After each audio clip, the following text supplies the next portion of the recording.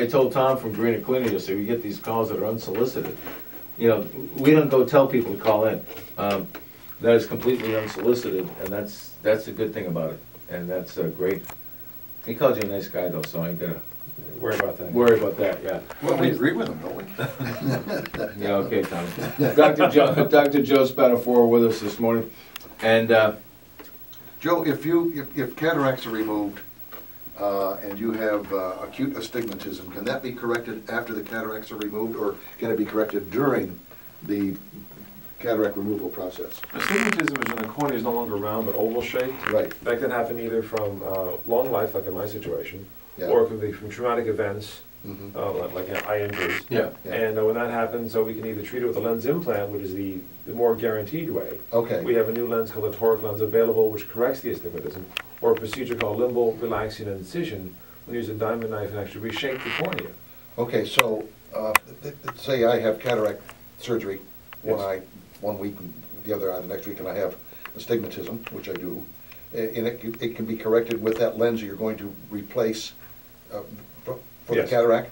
Yes. Oh, okay. And it's really nice opportunity. This was not available 4 years ago. Yeah. And they're getting better all the time with the lens products.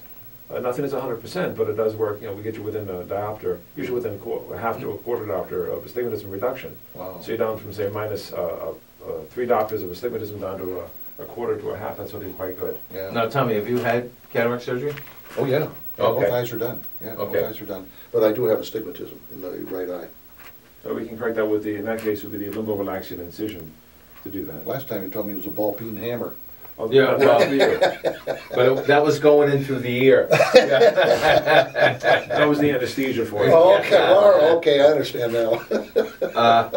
Can you, as a ophthalmologist, tell the patient that is playing, or the parent, tell them what type of eyewear to get for the specific sport that the kids are playing? There are different ones available. Are there? Yes, there are. Racquetball has more of a wraparound headset, Yeah. which is quite nice. When I used to play squash, I used to wear that also. Now, do you remember the one I'm talking about with, it's just a thin? Right, that was not enough. Okay, Yes, okay. that was nice in theory, good thoughts, but in actual practice failed to work. So Yeah. many things in theory work well, but in practice they don't. Yeah, I thought I had a radio career. Well, what happens though is we have to be more involved with our kids. We have to say, look, you have to do this. Dad, I don't. I'm 17 years old, I can do what I want. No, son, you want to live to tomorrow, you do what I say. I'm looking out for your long-term benefit, because you're going to pick up my nursing home in the future. I got to protect you to take care of me. There you So, go. son, do this thing. You go, oh, Really? okay, Dad, I'll do that. Yeah. But you have to push the safety stuff. You have to push the academics in these kids right now. You know, my thing against science fairs right now, we're going to throw as a science fair. Parents should be having their kids say, oh, it's due next week. No. Let's get the science experiment done now and write it up nicely, because you got a chance to get a 4-year scholarship from 6th grade on. 6th grade, 7th grade, 8th grade, you get a 4-year scholarship for college? Oh my gosh, this is tremendous. Yeah, So but every parent- children don't think that way, do they? But the parents are paying that Yeah, bill. you gotta lead them. Who's Well- paying that bill? The parents. Yeah, that's right. However, there are some kids who think they're gonna get that 4-year scholarship to basketball or football if they keep doing it that way. And a science fair is another thing to get involved with as well. If you're gonna go to college, you're gonna need the extra creds. The colleges, and like the military, aren't taking everybody anymore. Not at all. And my sister works up at University of Vermont, which is the toughest state institution for an in-state person.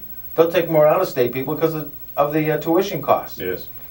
And it is amazing today. So grandparents, parents, or kids that are listening right now, do what mom and dad say on your way to school. Listen to them. You get a 4-year college, put in a science project today. Talk to your local guidance counselor at your high school, your middle school, and find out what you need to do for that science fair. The science activities, the backboard is art, the mathematics are involved. It's an all-encompassing project. The English is important to have the grammar correct also in these Right. things. But it really makes a difference. I mean, you get the entire school involved with one project, all the teachers, it's tremendous. But this child can get a 4-year scholarship in 6th grade to college. You blow out your knee as a football player, you lost that scholarship. Exactly. You don't lose it with this one. Just keep your brains up. Keep Exactly. So, kids that are listening right now, mom and dad's taking the kids to school, or if you're listening and you do have grandchildren in the state of Florida, Joe, tell them what the criteria is. For 5 counties, Charlotte, Lee, DeSoto, and going south, Collier, and one other out there. The Florida Gulf Coast University has an opportunity where if you get a first place in regional science fair, which are the 5 counties competing against each other, you get a 4-year scholarship. There's 12 4-year scholarships given every year. And there's maybe 400 students involved. That's a pretty good ratio. Is there a theme? Whatever you want to do. I mean, you could have the spin of the ball, the spin of the golf ball. Why are the dimples important in golf balls and aerodynamics? Well, they actually, the military used that same science of dimples on softballs on their planes, on some of the high-speed planes to decrease the slip aspect, improve the flow. No, I didn't know that the dimples had anything to do with the flight of a golf ball. Oh, yes. Oh, Wait a minute, how long have you been playing golf? Yeah. But it doesn't have to be anything extreme. Is it, what do you enjoy doing? What does it mean? I mean, for a woman, I mean, what is the effect of makeup?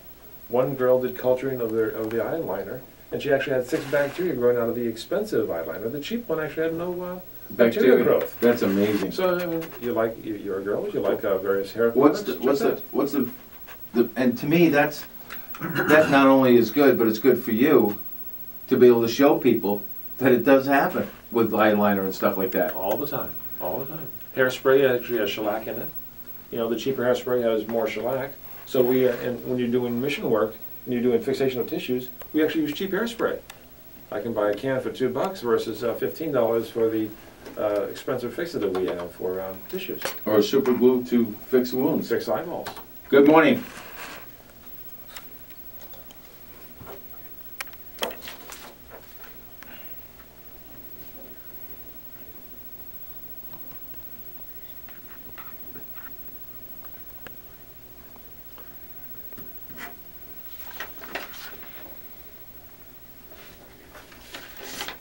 Not routine, but it is done.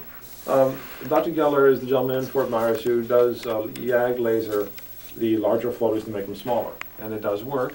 However, there's limitations with it. He has the most experience with it, but he doesn't always see the complications of the procedure. What happens is a doctor who does a lot of procedures, and he does some good work there. He has the biggest website in the country for it. He makes the floater smaller.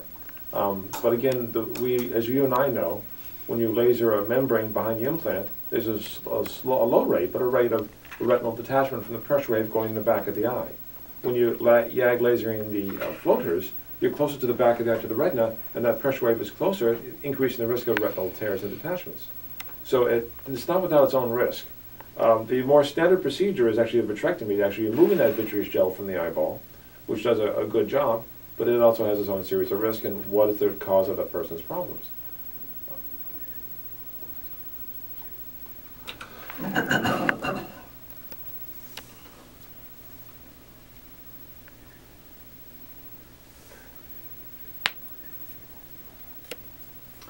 It's his thing. It's not covered by insurance.